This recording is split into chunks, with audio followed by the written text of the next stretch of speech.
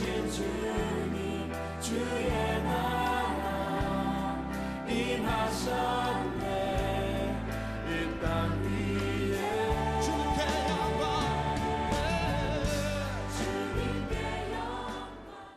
한밤중에 거의 뛰다시피 하며 예루살렘으로 올라가는 두 사람이 있었습니다.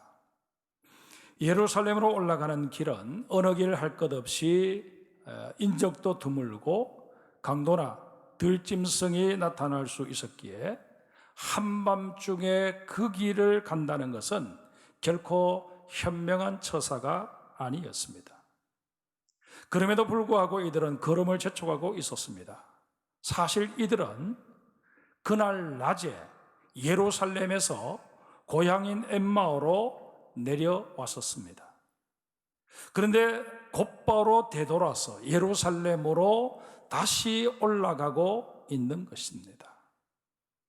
이런 무모한 일을 벌이고 있는 당사자들은 바로 예수님을 따랐던 글로버라고 하는 인물과 그 동료였습니다.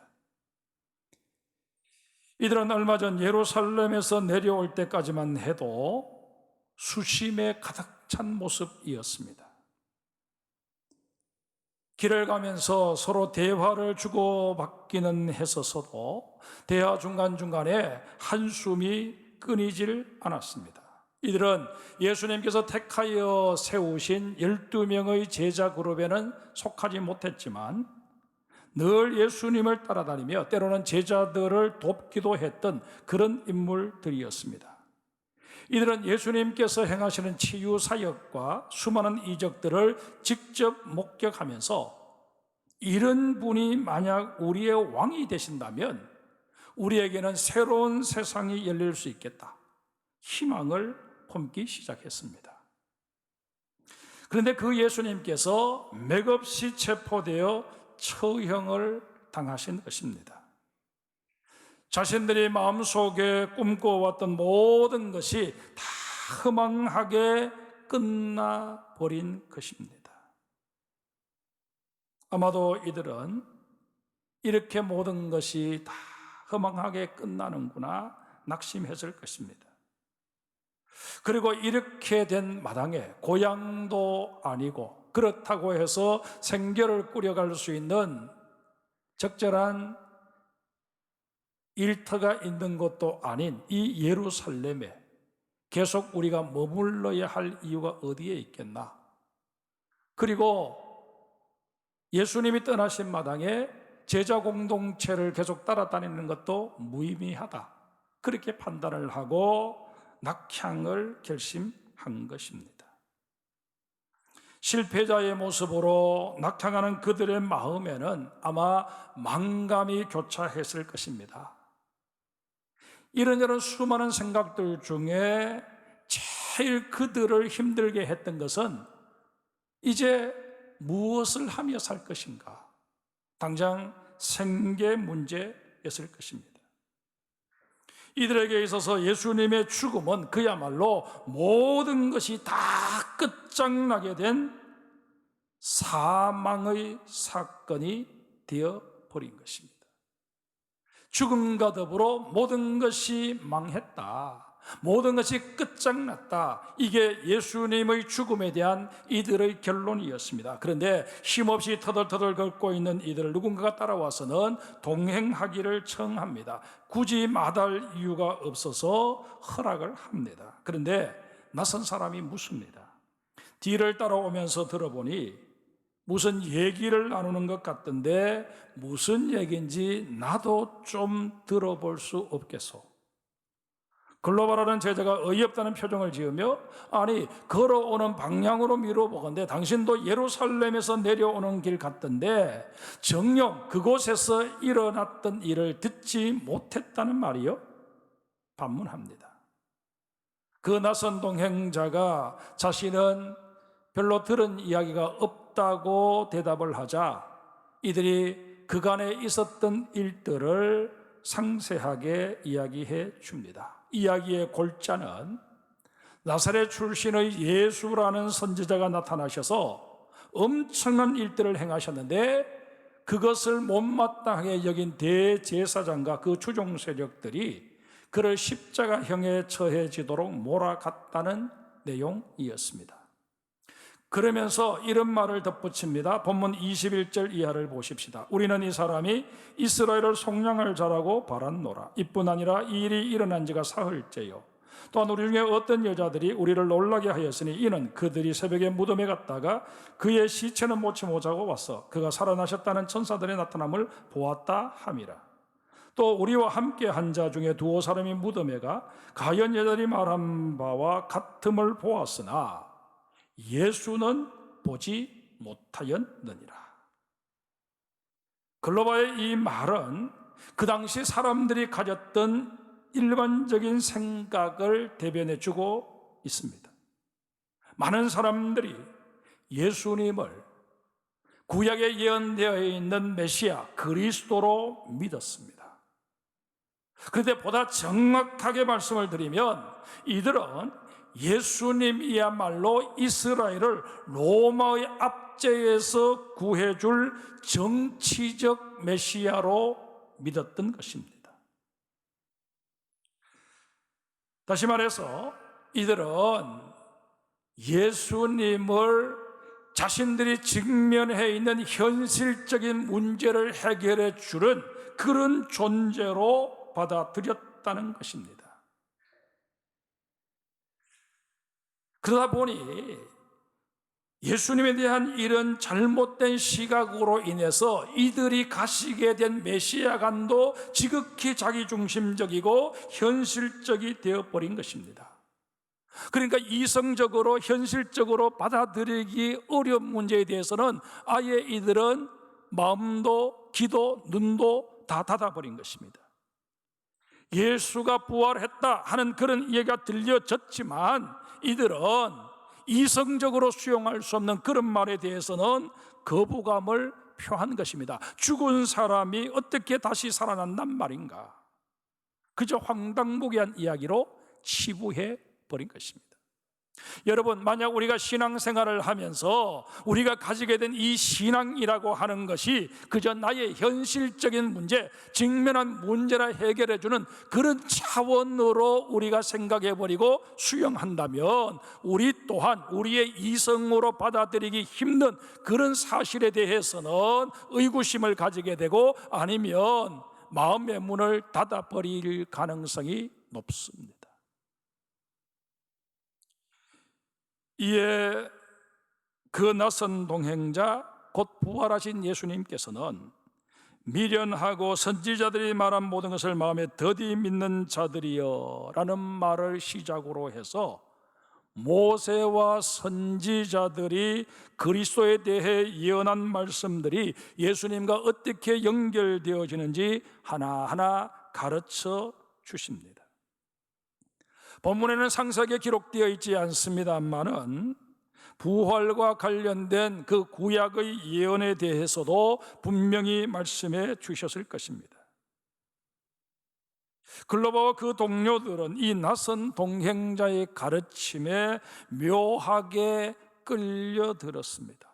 시간 가는 줄도 모르고 길을 걸어서 이윽고 자신들의 목적지인 집에 도착하게 되었습니다. 글로바는 그렇게 헤어지는 것이 너무 아쉽기도 했고 마침 해가 지려던 참이라 그 동행자에게 자기 집에 하룻밤 유하면서 더 많은 가르침을 받았으면 좋겠다 그렇게 요청을 했고 예수님께서도 흔쾌히 응하셨습니다.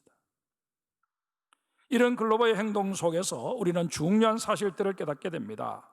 사실 낙심하여 고향으로 돌아오는 마당에 이제 예수님과 관련된 모든 것들은 다 잊어버리고 새로운 삶을 살아가면 그만입니다. 오랜만에 집에 돌아왔으니 가족들을 만나서 할 얘기도 많았을 것입니다. 그리고 먼 길을 걸어왔으니 빨리 식사를 하고 잠자리에 들어야 당장 내일부터라도 다시 생계를 꾸려갈 방도를 찾아 나설 것 아니겠습니까? 그런데 이들은 그러지 않았습니다. 자신들에게 그렇게도 큰 실망을 안겨주었던 예수님에 대해 여전히 미련을 버리지 못하고 있는 자기 자신을 발견하게 된 것입니다. 이들의 마음에 다 꺼진 것처럼 보였던 믿음의 불씨가 다시 살아나고 있었던 것입니다. 무엇이 이들의 마음속에 이런 반전을 가져온 것일까요? 사실 이들은 예루살렘을 떠나오기 전에 예수님을 무척이나 사랑하고 따랐던 여인들이 예수님의 무덤을 찾아갔던 사실도 다 알고 있었고, 그 여인들이 빈 무덤을 보고 돌아와서 천사들을 만났다 하는 이야기도 들었습니다. 그 후 제자들이 이 여인들이 한 말이 사실인가 확인차 그 무덤을 다녀온 이야기도 들어서 알고 있었습니다. 그러나 이들이 팩트, 사실로 받아들인 것은 눈으로 확인 가능한 객관적 사실, 곧 예수님의 시신이 사라졌다 하는 사실뿐이었습니다. 다른 그 어떤 것도 이들은 믿으려고 하지 않았습니다.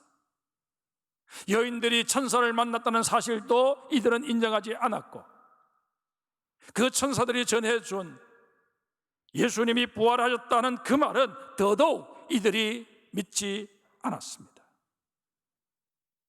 24절을 한번 보실까요? 이들은 제자들이 가서 확인했던 것은 예수님의 시신이 사라진 빈 무덤뿐이었고, 정작 부활하셨다는 예수님은 만나지 못했음을 강조하고 있습니다. 지금 낯선 동행자 곧 예수님에게 그간에 있었던 일을 이야기해 주면서 자신들이 인정할 수 있는 팩트에 대해서만 얘기를 하고 있다는 것입니다. 시신이 사라졌는데 부활했다고는 하지만 부활하신 예수님을 만나지 못했기 때문에 그 사실은 믿을 수 없다, 이게 이들의 논조였습니다. 이들에게 들려졌던 그 어떤 소식도, 그 어떤 사실도 이들의 식어버린 믿음을 되살리지는 못했습니다. 그런데 예수님께서 동행자가 되셔서 지금 우리가 구약 성경이라고 말하고 있는 모세와 선지자들의 글 중에서 예수님의 고난과 부활에 대해 언급하는 구절들을 풀어서 설명해 주시자 그 말씀을 들으면서 이들의 마음이 뜨거워지기 시작한 것입니다. 이들이 예수님의 말씀을 듣는 중에 성령의 바람이 불어오면서 꺼진 것만 같았던 믿음의 불씨가 다시 피어나기 시작한 것입니다. 그렇습니다. 우리의 믿음을 살릴 수 있는 것은 오직 하나, 예수 그리스도의 말씀입니다. 성도 여러분, 말씀에는 능력이 있습니다. 구체적으로 어떤 능력일까요? 대표적인 건 몇 가지만 말씀을 드리면, 제일 먼저 우리를 거듭나게 하는 능력이 있습니다. 베드로전서 1장 23절에 너희가 거듭난 것은 썩어질 씨로 된 것이 아니요 썩지 아니할 씨로 된 것이니 살아있고 항상 있는 하나님의 말씀으로 되었느니라 우리를 일깨워 주십니다. 두 번째는 우리에게 영적인 양식이 되어주는 능력이 있습니다. 마태복음 4장 4절에 주님 분명히 말씀하십니다. 사람이 떡으로만 살 것이 아니요 하나님의 입으로 나오는 모든 말씀으로 살 것이라. 세 번째로 큰 평안을 주는 능력입니다. 시편 119편 165절에 주의 법을 사랑하는 자에게는 큰 평안이 있으니 그들에게 장애물이 없으리라 고백합니다. 네 번째로 그리스도인 된 우리를 더욱 온전케 하는 능력이 있습니다. 디모데후서 3장 16절에 모든 성경은 하나님의 감동으로 된 것으로 교훈과 책망과 바르게 함과 의로 교육하기에 유익하니 이는 하나님의 사람으로 온전하게 하며 모든 선한 일을 행할 능력을 갖추게 하려 함이라 말씀하십니다. 다섯 번째는 마귀의 계교를 물리치는 힘이 되어 줍니다. 에베소서 6장 13절 이하에 보면 하나님께서 마귀를 대적하라고 우리에게 전신갑주를 소개해주고 계시는데, 그 전신갑주 가운데 다른 모든 것들은 방어용인데 반해서 검 많은 공격용입니다. 그래서 17절에 성령의 검 곧 하나님의 말씀을 가지라, 그렇게 우리를 권면하는 것입니다. 하나님의 말씀으로 무장한 자만이 마귀의 모든 진영을 파할 수 있음을 믿으시기를 바랍니다. 여섯 번째로, 말씀에는 치유하는 능력이 있습니다. 예수님께서 이 땅에 계실 때에 수많은 환자들을 고쳐주셨습니다. 그 예수님께서는 부활하시고 승천하셨지만 말씀의 능력은 성령님과 함께 우리 가운데 친히 머물러 계시며 또 오늘도 우리 가운데 나타나고 있습니다. 히브리서 4장 12절에 뭐라고 말씀하십니까? 하나님의 말씀은 살아있고 활력이 있어 좌우의 날선 어떤 것보다도 예리하여 혼과 영과 및 관절과 골수를 찔러 쪼개고도 남음이 있다 말씀하십니다. 뿐만 아니라 우리의 영혼의 건강까지 책임져 줍니다. 히브리서 4장 12절 끝부분부터 계속해서 보십시다. 또 마음의 생각과 뜻을 판단하나니 지으신 것이 하나도 그 앞에 나타나지 않음이 없고 우리의 결산을 받으실 이의 눈앞에 만물이 벌거벗은 것 같이 드러나느니라. 무슨 말씀입니까?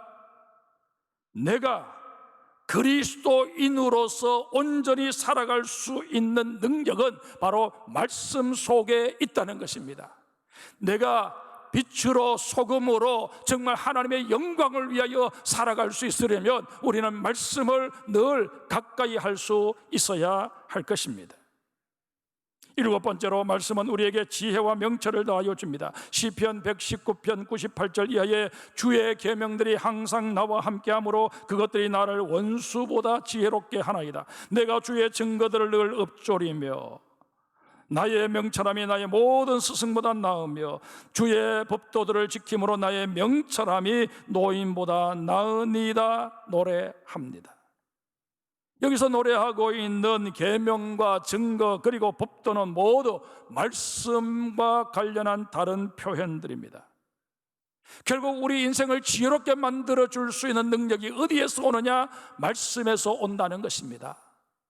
여러분과 제가 이 험한 세상에서 올바른 분별력을 가지고 나름대로 주의 길을 따라 걸어갈 수 있으려면 말씀으로 내 인생의 이정표를 삼아야 하고 내 발의 등으로 내 길의 빛으로 삼을 수 있어야 마땅할 것입니다.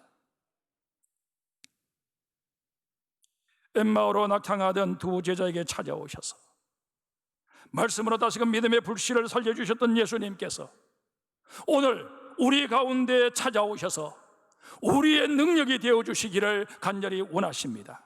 그러기에 우리는 말씀을 대하는 태도가 이제 달라져야 합니다. 머지않아 모든 공적인 예배와 모임들이 회복될 것입니다. 예배 시간마다 선포되어지는 하나님의 말씀에 우리는 더욱더 귀를 기울이고 경청하는 그런 습관을 키워야 할 것입니다. 뿐만 아니라 말씀이 내 마음에 부딪혀 올 때 그 말씀에 아멘으로 하다밤으로 말미암아 하나님의 기쁨이 되는 우리 장성의 모든 성도들이 되어야 할 것입니다.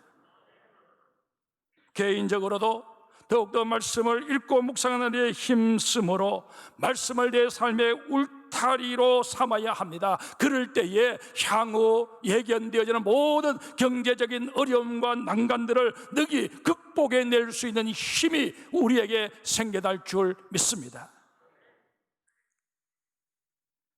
그런데 오늘 본문에 보면 두 제자가 말씀을 가르쳐 주셨던 분이 바로 예수님이시구나 하는 사실을 알게 된 결정적인 계기가 예수님께서 떡을 들어 축사하시고 나누어 주시는 그 일이 있었을 때라고 그렇게 증언하고 있습니다. 예수님께서 떡을 들어 축사하신 예는 성경에 두 군데 나옵니다. 하나는 성만찬을 제정하실 때 예수님이 떡을 들어 축사하시고 제자들에게 나누어 주셨는데, 오늘 본문에 등장하는 이 두 명의 제자는 예수님이 성만찬을 제정하실 때 그 자리에 있지는 않았습니다. 그러기에 이들은 그것을 연상했다고 보기는 어렵습니다. 그렇다면 또 하나의 사건은 예수님께서 베세다 들녘에서 보리떡 5개와 물고기 2마리를 가지고 하늘을 우러러 축사하시고 그것을 떼어서 제자들에게 나눠주시며 그 많은 무리들 장정만 헤아려 5천 명이 넘는 무리들에게 나눠 주라고 말씀하신 사건이 있었는데, 이 사건을 아마 이 두 제자가 목격했을 것입니다. 그래서 이들은 그 떡을 들어 축사하시고 나누어 주시는 예수님의 모습을 보면서, 저분이 바로 여인들이 천사들의 말을 전하면서 부활하셨다고 하셨던 그 예수님이구나 하는 사실을 비로소 깨닫게 된 것입니다. 여기서 우리는 중요한 사실을 하나 깨닫게 됩니다. 예수님께서 이 제자들의 손에 떡을 건네는 그 순간 제자들의 눈이 밝아졌다는 것입니다. 이게 무엇을 의미할까요?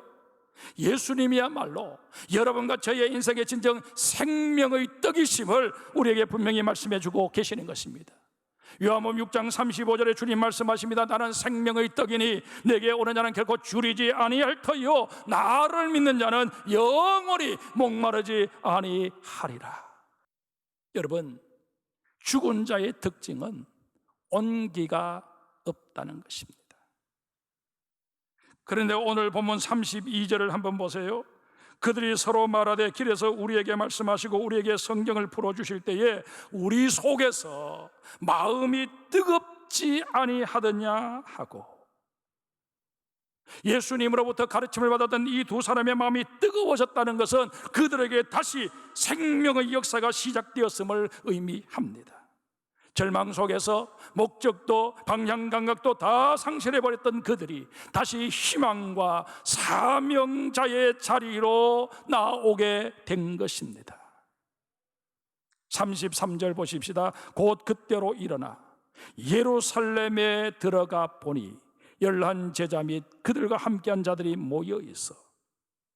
이들이 예루살렘으로 돌아간 이유가 무엇이었을까요? 예수님의 부활을 증언하기 위함이었습니다.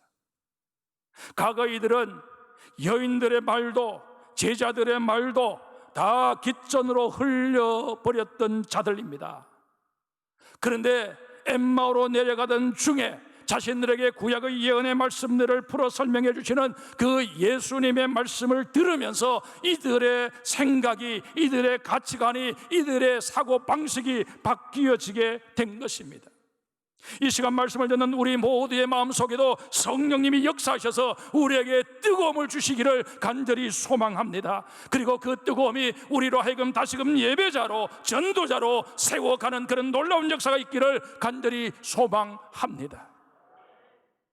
그런데 34절을 보세요. 말하기를 주께서 과연 살아나시고 시몬에게 보이셨다 하는지라.